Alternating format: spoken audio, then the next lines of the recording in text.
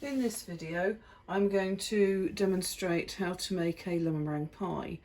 The first thing you need for a lemon meringue pie is a cooked baked blind pastry case. Now that pastry is short crust pastry, and you can see the method for making that on one of my previous videos, so just look up short crust pastry. And to bake blind is in a different video again, so just look up other videos that I've produced and that will help you catch up and get to this stage. So it's baked blind at 200 degrees for 15 minutes with baking beans in, baking parchment, and then those beans and parchment were removed and it was baked for a further 5 minutes without, just to dry off the inside so that you don't have a soggy bottom to your pastry. To make the filling, the lemon curd filling, you need 2 lemons, but you need the zest and the juice of those 2 lemons.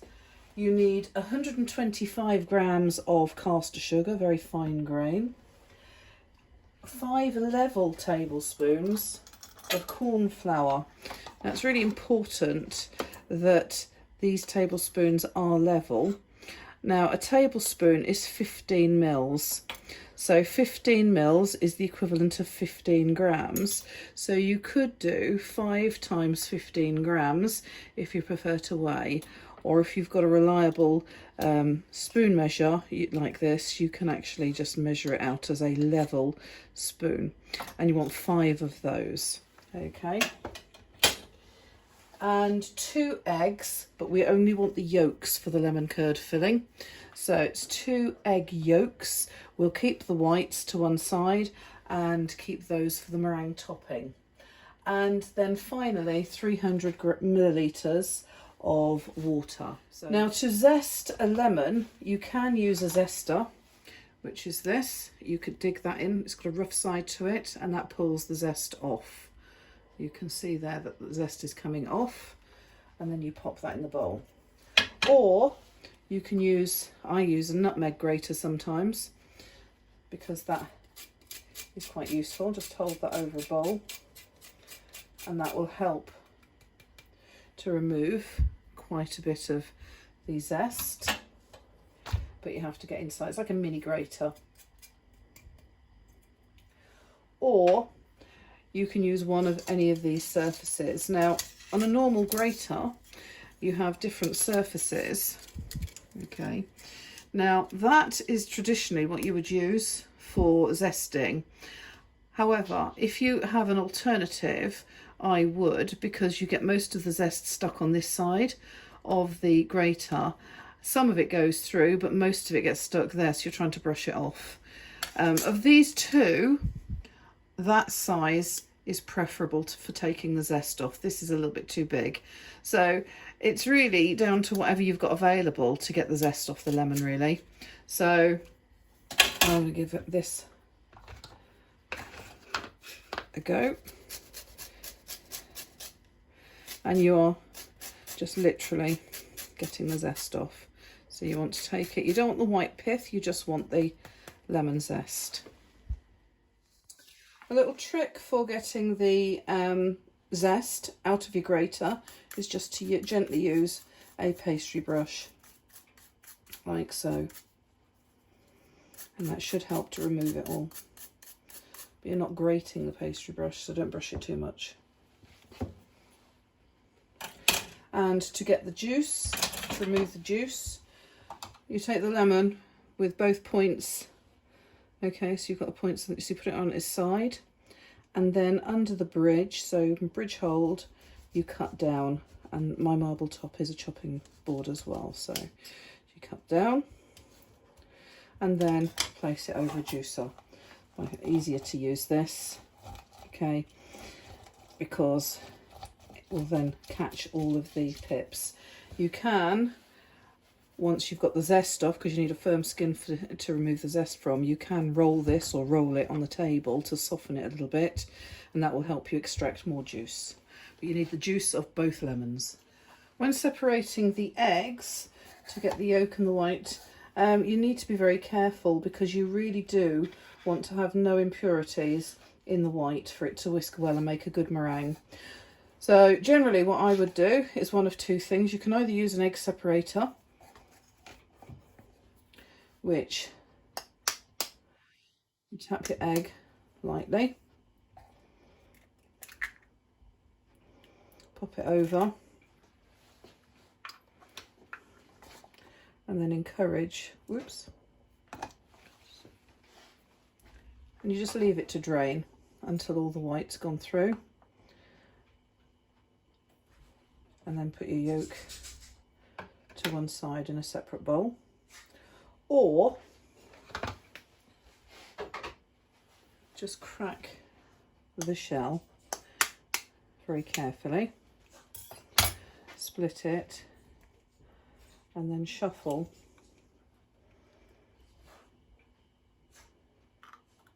the yolk from one shell to another, but be very careful not to get any impurities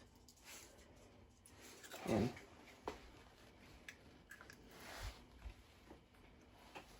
Just beat the yolks lightly with a fork just to mix them, and then with all the ingredients out, you're ready to start making the filling. To start your filling, a nice clean saucepan, and you add the zest, though you might want to keep some of it to sprinkle across the top. So that's the zest, just reserving a little to go across the top if you want to, once it comes out of the oven.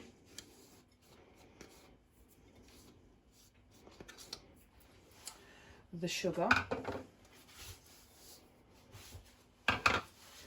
and most of the water, keeping about 6 tablespoons back. Now 6 tablespoons should work out about 90 millilitres, so just adding most of that, but just leaving just under 100 mils.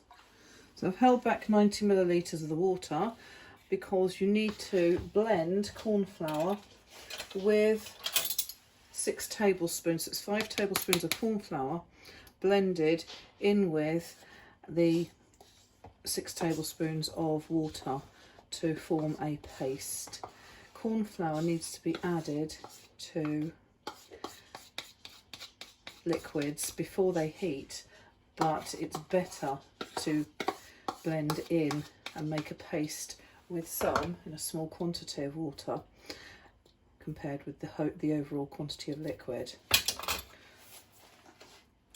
So make sure that you have stirred the sugar, water and the rind. You also need the juice in there as well. So add that, don't forget. So you've actually got in there the water, most of the water, the lemon juice, the zest and the sugar, 125 grams of caster sugar.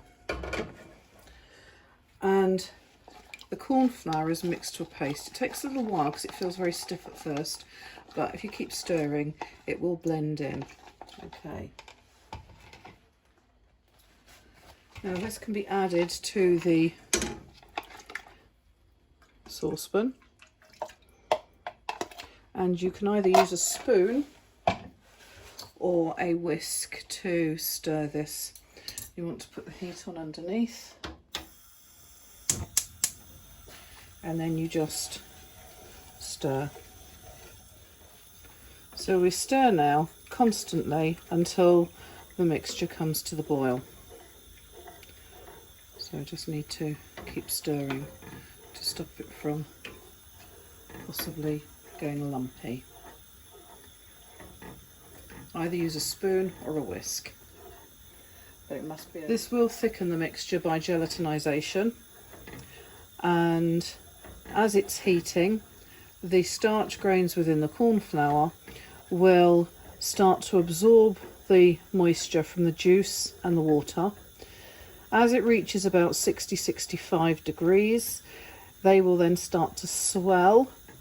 Starch grains will start to swell, and they will fill to a point where they then burst and release amylose into the liquid, so that that's a release of the starch into the liquid, so that the liquid will then thicken.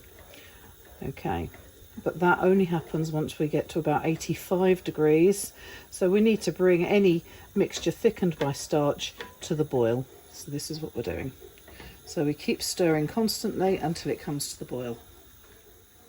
Now you can see that as it comes to the boil, the mixture has actually changed colour slightly. So it's starting to go a little bit glazed and translucent. Okay, it's less cloudy than it was when it started. So you bring that to the boil. Okay, you then turn it right down to a low heat and allow it to simmer. You've got to take it off. Now with an electric cooker, if you're using an electric cooker, lift it off the heat, because the heat change and the effect of lowering it takes a while to react. So you don't want to allow it to heat too much. But basically you're simmering it now, which is gentle bubbles breaking the surface, and you're simmering it for 1 minute. But stirring all the time. The secret to preventing this from being lumpy is to stir constantly. Once that's simmered for a minute, you turn the heat off and then put it to one side and allow it to cool. I've allowed this to cool just for about 2 or 3 minutes, really, 5 minutes at most. You don't want to add it while it's come straight off the heat, because you're going to add the egg yolk to that, and the egg yolk will thicken at a much lower temperature. So if you add it when it's too hot, the egg will scramble. But we're adding the yolk, and what we want to do is to denature the protein now. So we want to actually heat that protein in the egg to actually then thicken the mixture further. So, and this is what's going to give it its rich colour as well, the rich colour that you expect to see of a lemon curd filling. Now the yolk is going in to a mixture. You might think it's going to be raw, but it's not, because once we put this into your dish with the pastry, so it goes into the dish, it then will cook further in the oven once the meringue is on top, and it will set a bit more. Now, I don't like a really thick lemon curd. If you wanted it set solid, then it's best to thicken your liquid a little bit more before adding the yolk. So this, you can see with the egg yolk in there that the filling is a much richer colour now, and that then just gets poured into the pastry case. To make the meringue, you just need to put the egg whites into a large mixing bowl. You separated them earlier, and you whisk those. Electric whisk is far better. Now, it's really important that your bowl is clean and grease-free. Meringues do whip extremely well in a glass bowl because the grease doesn't hold onto the bowl when you wash it, whereas plastic bowls do tend to hold a bit of grease. So if you've got a glass bowl, then whisk it in a glass bowl, but otherwise any bowl, as long as it's clean and grease-free. On a high speed, just whisk your egg white. The egg white's not done yet, because we need to get this really stiff, this mixture, but I just want to stop it here so that you can see it started to froth. So the protein within the egg white is denaturing, and the bonds, the peptide bonds between the amino acids within the protein start to break, and then they reform as you continue to agitate the mixture with a whisk. So it's mechanical agitation will aerate this mixture, but it's based on the protein bonds breaking, the peptide bonds breaking between the amino acids and then rejoining, and as they rejoin in a slightly different structure, which then traps the air. That's even thicker. You may think it's ready by now, but not quite, because it's still moving around the bowl. Even though Following further whisking, you can see how that's really thickened now. To get it to the right consistency for meringue, you should be able to turn the bowl. So this is why you go easy, because it might slide. If it's still sliding, then it's not thick enough, but you should be able to turn the bowl upside down. So once we've got to that point, then we take our 75 grams of caster sugar and just whisk in about half of that.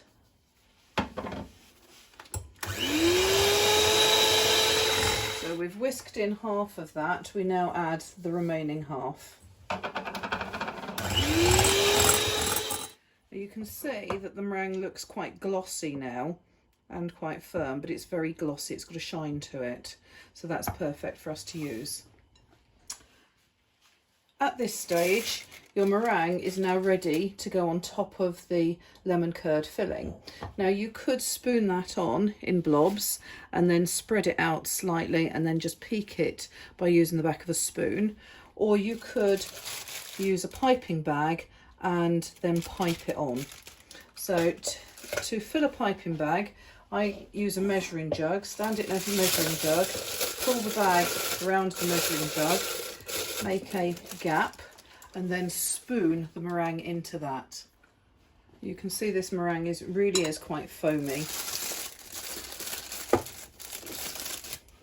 Try not to get it in contact with the very top of the bag, because you'll need that clean so that you can open it up and add more meringue, because it will only hold so much.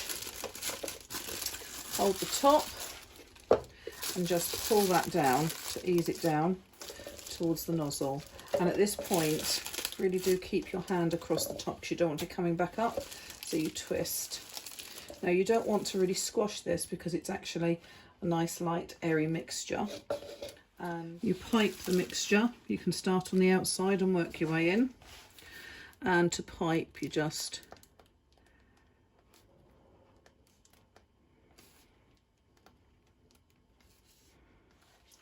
if you have got time to pipe, it does show off more skill, so it does make your dish that bit more skillful.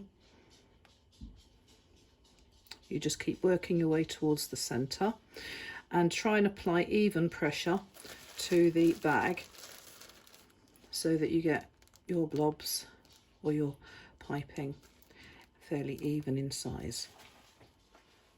Okay, right, this is finished now. I've finished piping. That's now ready to go in the oven. Depending upon the nozzle, you can get fancier nozzles than this that will give a real fancy edge to each of your swirls. But to pipe onto your meringue, you hold the bag like so and just push down and twist, and then lift up, build it round and up, and then light pressure, lift up. Okay, and that's how you can work your way through the top. If you've got meringue left, you can see I've got quite a bit of meringue left. I could then put some baking parchment on the tray and then just cook some meringues at the same time. So it's a useful way to make some meringue nests rather than wasting it. This will go in the oven about 180 to 200 degrees C, which is a gas mark 5 to 6. And that should go into the oven for 10 to 15 minutes, just to set that lemon curd, to get some heat through the egg yolk that's in there, and also to set and to brown off the meringue. And that was allowed to cook for a further 10 minutes. But I lowered the heat down to 180 so as not to burn the meringue. That's just the sort of degree of browning you need. No browner than that, otherwise it's going to start to burn. You could leave it slightly paler than that if you wanted to, but no browner than that. Now I've just got a little bit of lemon zest to sprinkle across, just to add a splash of colour. This is quite nice and tasty as a special dessert for an occasion or following Sunday lunch, because it's high in sugar and it's got pastry which is reasonably, it's got a reasonable amount of fat in it. So it's not something that you would have very regularly, but it does make a nice dessert as a treat once in a while. I do hope you enjoy making the lemon meringue pie and you enjoy eating it and sharing it with your friends and family.